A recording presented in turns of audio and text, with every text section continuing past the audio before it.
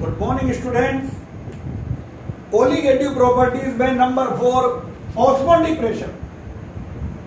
ये osmotic pressure ये आपको पढ़ा रहे थे।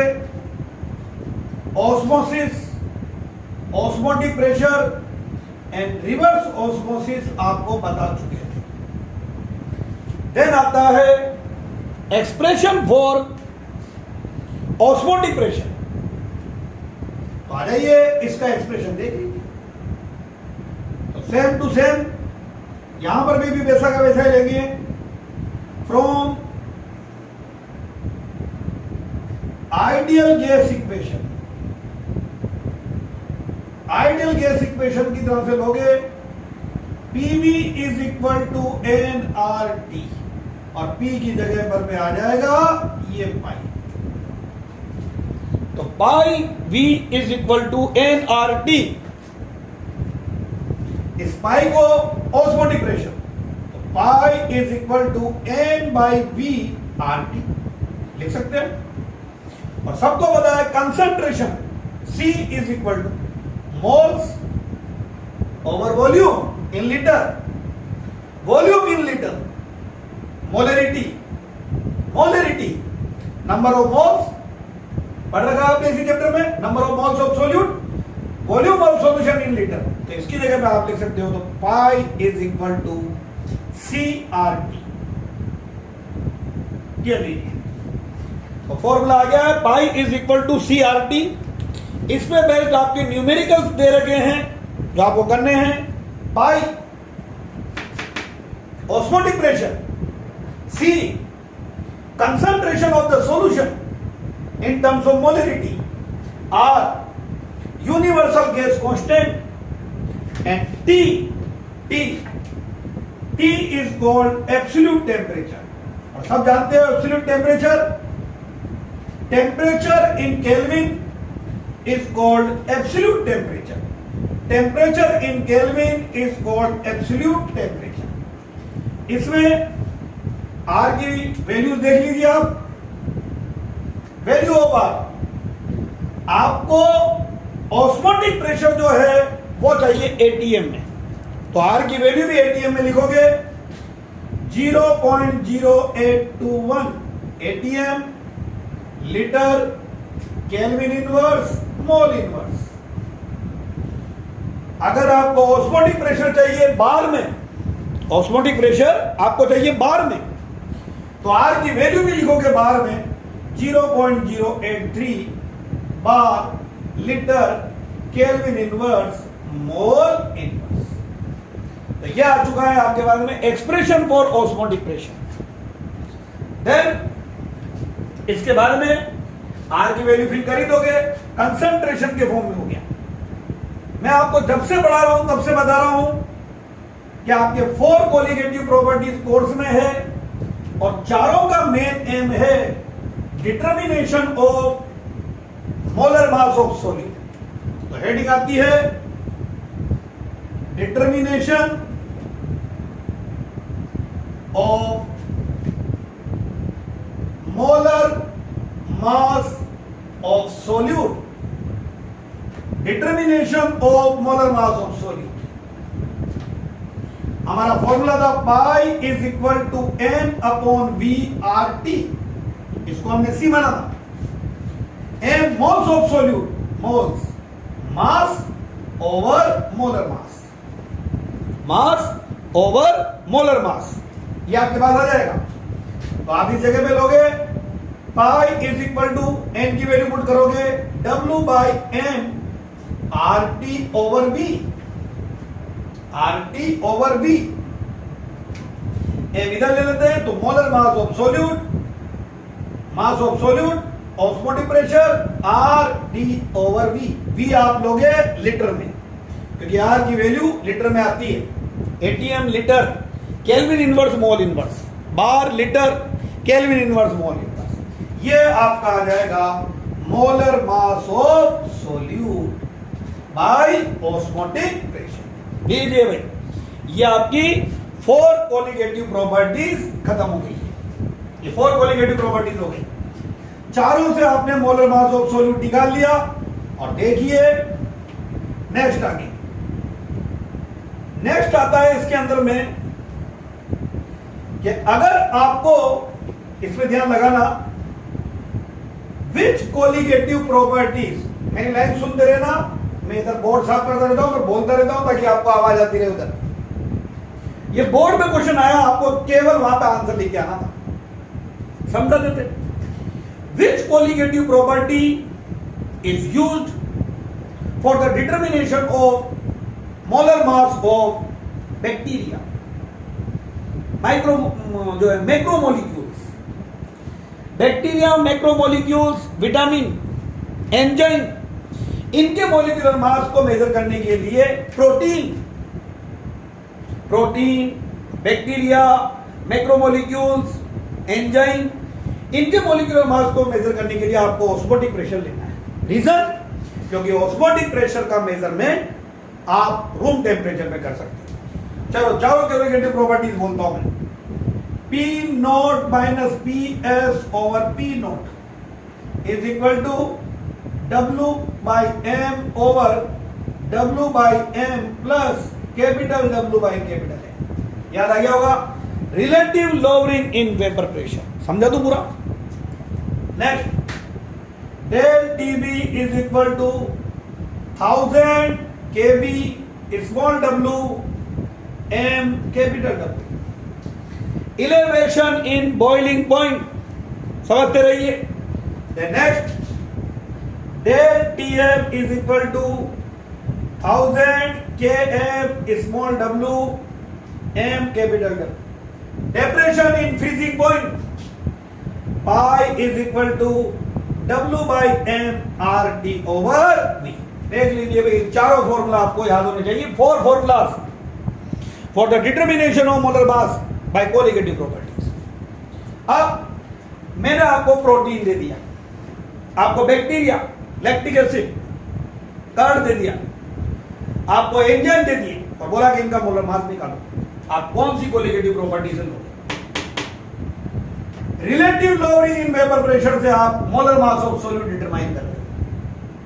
तो आपको 1 ग्राम आपने लिया, ठीक है, ये ठीक है, but vapour pressure of pure solvent और vapour pressure of solution, vapour pressure of solution measure करने के लिए आपको सॉल्यूशन को हीट करना पड़ेगा और हीट करते ही प्रोटीन डीनेचर्ड हो जाता है, एंजाइम डीएक्टिव हो जाते हैं, बैक्टीरिया डीएक्टिव हो जाते हैं। तो फिर कैसे मेजर करेंगे? वो तो सब प्रोटीन डीनेचर्ड हो जाएगा, नहीं कर सकते। यहां पर भी ये ले लोगे, ये ले लोगे, ये मेजर करना है, ये आ जाएगा। Del TB, del TB is equal to TS minus TB. TS pure solvent का तो आपको बॉइलिंग पॉइंट पता है, पर सॉल्यूशन बनाने के बाद उसका बॉइलिंग पॉइंट तो मेजर करना पड़ेगा। हीट करोगे बॉइलिंग पॉइंट मेजर करने के लिए, प्रोटीन डीनेचर्ड हो जाएगा, बैक्टीरिया डिस्ट्रॉय हो जाएंगे, इनएक्टिव हो जाएंगे। कैसे मेजर करें? डेप्रेशन इन फ्रीजिंग पॉइंट, ये आ जाएंगे सब, या टीएफ माइनस टीएस। सॉल्यूशन का आपको फ्रीजिंग पॉइंट लेना पड़ेगा और टेम्परेचर आपको कम करना पड़ेगा सॉल्यूशन का, और लो टेम्परेचर पर प्रोटीन, बैक्टीरिया, मैक्रोमोलिक्यूल्स ये सब इनएक्टिव हो जाते हैं। कहने का मतलब है ऊपर की 3 जो कोलिगेटिव प्रॉपर्टी है उसमें सॉल्यूशन को या तो हीट करना पड़ेगा या कूल करना पड़ेगा, जबकि इसमें आ जाइए बाकी सब तो आ गया रूम टेम्परेचर और ऑस्मोटिक प्रेशर के। आपको एक साइड पर प्योर सॉल्वेंट फिल करना है और एक साइड पर सॉल्यूशन फिल करना है। अपने आप स्पॉन्टेनियस सॉल्वेंट मॉलिक्यूल मूव करेंगे from solvent to solution through SPM. Osmotic pressure का मेजरमेंट आप रूम टेम्परेचर पर कर सकते हो। इसीलिए लाइन दे रखी है आपके मैक्रोमोलिक्यूल्स, प्रोटीन, एंजाइम, इनके पॉलीमर्स, इनके मोलिकुलर मास आप ऑस्मोटिक प्रेशर से मेजर करोगे, because osmotic pressure can be measured at room temperature. Question आएगा बोर्ड में, which colligative property is used in the determination of molar mass of bacteria, protein, macromolecules, polymer answer था osmotic pressure, because osmotic pressure can be measured at room temperature. लीजिए भैया आपके colligative properties खत्म हो गई। इसमें आगे आपके एक हेडिंग है, वो हमने छोड़ दी थी, वो लास्ट में लेना था। आपके एब्नॉर्मल मोलर मास और है कोर्स में, वो हटा दिए उन्होंने बोर्ड ने इस बार, पर आपके हेडिंग है नेक्स्ट वाली, और वो लेने जा रहे हैं हम लोग। सॉल्यूशन ले रहे हो आप लोग, gas in liquid, solubility of gas in liquid. लीजिए भाई ये वाला रहना था आगे, इसको हमने आगे छोड़ दिया था। कंसंट्रेशन ऑफ सॉल्यूशन बढ़ा दिया था मैंने आपको, मोलरिटी, नॉर्मेलिटी, देन इसके बाद में आपको हमने बढ़ा दिया था मास परसेंटेज, सब याद आ रहा है आपको, पीपीएम, मोलेलिटी, मोल फ्रैक्शन, और उसके बाद मैंने डायरेक्ट आपको कोलिगेटिव प्रॉपर्टीज दी। डेफिनेशन अब तो याद हो ही गई होगी। इसमें मैंने आपको Raoult law for volatile solute, Raoult law for non volatile solute, depression in elevation in boiling point, depression in freezing point, osmotic pressure पूरा समझा दिया। एक हेडिंग रह गई थी ये वाली आपके, solubility of gas in liquid. Liquid liquid आ गया, सॉलिड लिक्विड। तो इसके लिए आपके कोर्स में दे रखे हैं, हेडिंग सुन लीजिए, factor affecting of, factor affecting of solubility of gas in liquid. Liquid में गैस को डिसॉल्व करना है, याद आ गया होगा। वाटर के अंदर में ऑक्सीजन गैस डिसॉल्व होती है, जिसे एक्वेटिक एनिमल जो है वो रेस्पिरेशन में लेते हैं। Soda water, Pepsi, Coca Cola, Mirinda जो आपकी है, इनमें लिक्विड में कार्बन डाइऑक्साइड गैस डिसॉल्व होती है, तो उसकी सॉल्युबिलिटी के बारे में पढ़ना है। तो factor affecting of solubility of gas in liquid, 4 factor course में लाइए भाई। पहला आता है आपके पास में, समझिए, नेचर ऑफ गैस। लीजिए ये चैप्टर कंप्लीट करेंगे आपका, फिर नेक्स्ट चालू करेंगे, ठीक है। सॉल्यूशन में इसमें 2 दिन में मैंने आपको असाइनमेंट दिए हैं, आपने देख ही लिए होंगे। 2 दिन के असाइनमेंट में एक बार मैंने पहले न्यूमेरिकल दिए थे आपको, और आपको अभी कल भी मैंने न्यूमेरिकल भेजे थे, वो सोल्व कर लेना आपको, फिर बाकी मैं आपको कल करा दूंगा next video. Nature of gas, gas की तो सुनिए कि कैसे देखें। पहला पॉइंट है, gases which are easily liquefiable, gases which are easily liquefiable are more soluble। जो गैस इजीली लिक्विफाई होगी उसकी सोल्युबिलिटी भी ज्यादा होगी। तो बच्चे के सामने एक बहुत बड़ा क्वेश्चन आता है, वो कहता है कि सर मुझे कैसे पता चलेगा कि वो इजीली लिक्विफाई होगी। आ जाइए, पॉइंट बोल रहा हूं, gases which are easily liquefiable, easily liquefied are more soluble। अगला पॉइंट आता है आपने 11 में पढ़ा, क्रिटिकल टेम्परेचर। किसी भी गैस को लिक्विफाई करना है तो उस पर 2 कंडीशन लगानी पड़ती है, याद आई जाओगा, high pressure and low temperature. High pressure and low temperature, ये 2 कंडीशन आप गैस पर लगाओगे तो गैस लिक्विफाई हो जाएगी। ध्यान लगाइए, इसमें भी टेम्परेचर का बहुत इंपॉर्टेंट रोल है। एक पर्टिकुलर टेम्परेचर के बाद गैस विल बिकम आइडियल। तो हर गैस के लिए एक टेम्परेचर होता है, temperature above which gas can not be liquefied.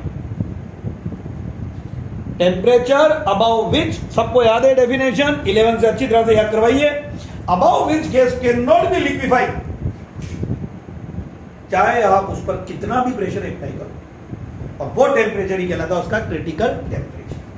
For example, ये क्रिटिकल टेम्परेचर है, 2 गैस ले रहे हैं हम, CO2 और एक ले लेते हैं हीलियम। CO2 का क्रिटिकल टेम्परेचर है 31.1 डिग्री सेंटीग्रेड और हीलियम का है -80 डिग्री सेंटीग्रेड। क्रिटिकल टेम्परेचर देखिए, पूरा लॉजिक, पूरा कंसेप्ट समझिए। CO2 31.1 डिग्री सेंटीग्रेड के बाद आइडियल बन जाए। इसके बाद 31.2 CO2 पर आप दुनिया भर का प्रेशर लगाओ, वो लिक्विफाई नहीं हो सकता। क्योंकि इस टेम्परेचर के बाद above which gas can not be liquefied. Helium के लिए ये क्रिटिकल टेम्परेचर है -80 डिग्री सेंटीग्रेड। मान लीजिए आज का टेम्परेचर है 35 डिग्री सेंटीग्रेड। हमने एक कंटेनर में तो ले रखी है CO2 और एक कंटेनर में ले रखी है हीलियम। एक कंटेनर में CO2 और एक में हीलियम। आज का टेम्परेचर 35। दोनों पर प्रेशर लगा रहे हैं, दोनों ही लिक्विफाई नहीं होगी क्योंकि दोनों क्रिटिकल से ऊपर आ चुकी है। तो आप दोनों को ठंडा करना स्टार्ट करें। कूलिंग 35 से टेम्परेचर 34, 33, 32, 31 और 30 लिया और अब प्रेशर लगाया तो 30 पर प्रेशर लगाया तो CO2 का क्रिटिकल टेम्परेचर से कम हो गया, CO2 लिक्विफाई हो गया, पर हीलियम तो अभी भी नहीं होगा। अब हमने टेम्परेचर और कम करा 20, 10, 0, हीलियम नहीं होने वाली। -10, -20, -50, -80 और अब हीलियम हो जाएगी। तो क्या समझे, किसको लिक्विफाई करना इजी रहा, CO2 का। तो greater the value of critical temperature ease of liquefaction of gas will be easy। Gas को लिक्विफाई करना इजी होगा। तो जिनके क्रिटिकल टेम्परेचर हाई है वो इजीली लिक्विफाई होगी, और वो इजीली लिक्विफाई होगी तो उनकी सोल्युबिलिटी ज्यादा होगी। लाइए भाई तीनों पॉइंट को जोड़ दीजिए और मुझे कंसेप्ट सिखा दीजिए जल्दी से। Gases which have higher critical temperature, sign देखिए ऊपर, higher critical temperature easily liquefy, वो easily liquefy and more soluble in. बीच का क्रिटिकल बीच वाला पॉइंट हटा दीजिए। क्रिटिकल टेम्परेचर हाई है, इजीली लिक्विफाई होगी, उनकी सोल्युबिलिटी ज्यादा होगी। हटाइए, तो solubility of gas in liquid directly proportional to its critical temperature. जिस गैस का क्रिटिकल टेम्परेचर हाई है उसकी सोल्युबिलिटी भी ज्यादा है। और डायरेक्ट आया solubility of gas is directly proportional to critical temperature. जिन गैसों के क्रिटिकल टेम्परेचर हाई हैं उनकी सोल्युबिलिटी भी ज्यादा है। SO2, अमोनिया, सबसे हाई क्रिटिकल टेम्परेचर SO2 का, इजीली लिक्विफाई होगी। अमोनिया, तो जो गैसेज है ये इजीली लिक्विफाई होगी। HCl, अमोनिया, ये गैसेज इजीली लिक्विफाई हो जाती है। ठीक है, इसके अंदर में ये कंसेप्ट चलता है। एक कंसेप्ट और चलता है इसी में, gases which combine with solvent are more soluble in that solvent. For example, ammonia and HCl are soluble in water, क्योंकि अमोनिया वाटर से कंबाइन करके बना लेता है NH4OH और HCl वाटर में डिसोसिएट होकर के देता है H+ and Cl-। तो gases which combine with solvent and dissociate into ions in solvent are more soluble। But in दोनों गैसेस को अगर आप ले रहे हो सोलवेंट बेंजीन, तो यहां पर मैं अमोनिया बेंजीन से कोई रिएक्ट नहीं करेगा और HCl बेंजीन में डिसोसिएट भी नहीं होगा, तो ये इसमें सोल्यूबल नहीं होगी या लेस होगी। ये नेचर ऑफ गैस के बारे में पूरे पॉइंट बताते हैं। Gases which are easily liquefy are more soluble. Critical temperature, जिनका क्रिटिकल टेम्परेचर ज्यादा है वो इजीली लिक्विफाई होगी, more soluble। That means solubility of gas directly proportional to critical temperature of gas। Solubility of gas is directly proportional to critical temperature of gas। और एक और point, gases which combine with solvent or dissociate into ions in solvent are more soluble than permanent gases।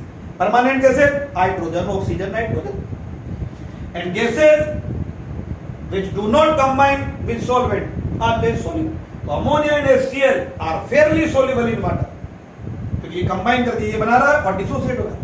But ammonia and HCl are insoluble in benzene. ये आपके पास में पहला factor हुआ है, 4 factor है।